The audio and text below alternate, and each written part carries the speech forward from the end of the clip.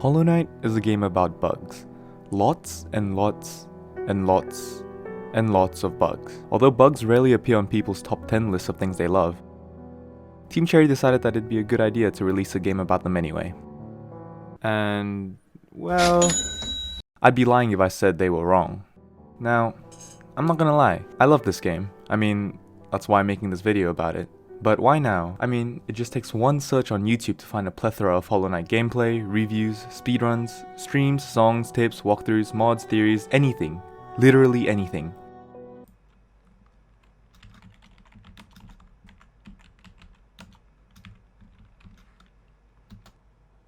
Ooh. Okay, we got a little off track there.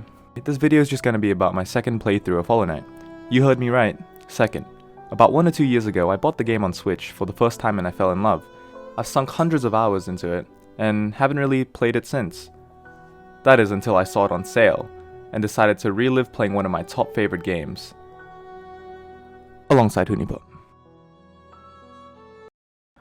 Hollow Knight is a Metroidvania platformer filled to the brim with tons of action and lore.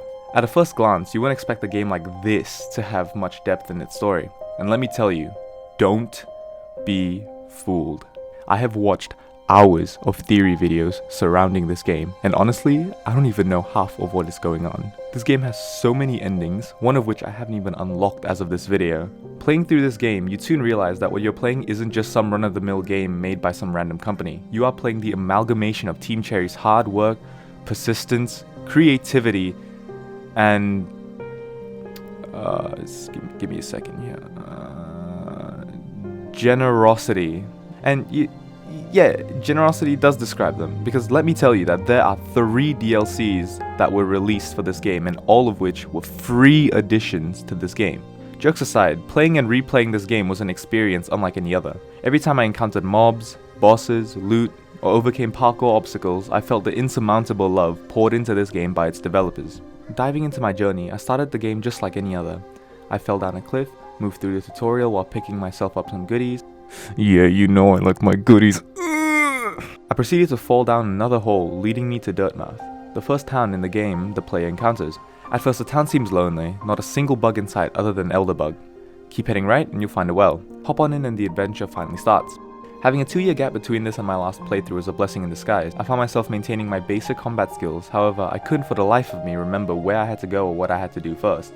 This meant, in the early stages of the game, I found myself wandering around trying to figure everything out. It may sound frustrating, but I actually don't mind. The player isn't limited to a strict storyline or linear progression path. Sure, some areas are barred by certain skills or upgrades needed, however that represents only a small portion of the game. Eventually, as you wander aimlessly through unknown areas, you'll discover the needed upgrades anyway, unlocking new areas for you to explore and loot. Once all movement upgrades are unlocked, you'll find that this game is huge, and I mean huge. The player is given a satisfying amount of freedom, and that's what I really like. Not only that, but as you move through the world, you'll find that the player's curiosity are rewarded. There were times where I'd see unusual paths that can be accessed, or suspicious looking walls that can be broken through, which led me to interesting findings.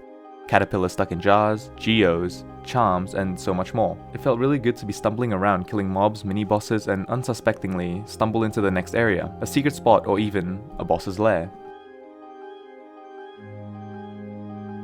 I'm not going to talk about the lore in this game, because as it stands, I don't know much about it. I get the basic gist of what's happening here and what my role is in this world, but I don't think my level of understanding is nearly enough to do the game justice. However, I will say that as you progress, you'll come across NPCs with certain lore-related dialogues, or more importantly, tablets with cryptic messages.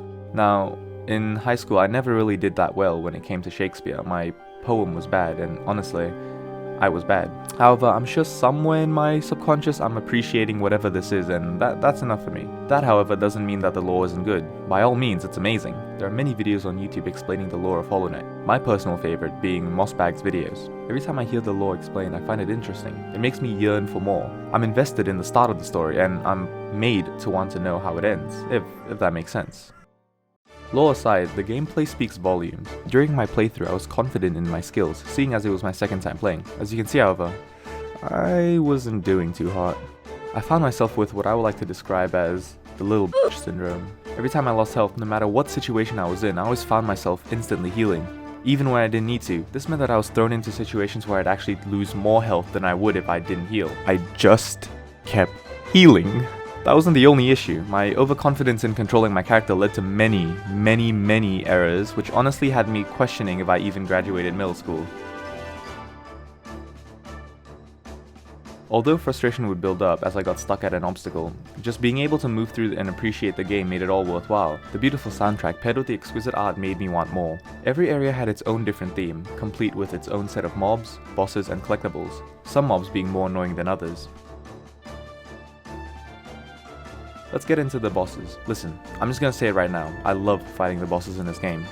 Though, most of the time I found myself going through two thought processes. One, wow, this is amazing, I'm in love with the mechanics. Or two, oh my fucking god, please, just die. This is the 18th time I've tried to fight this, please end.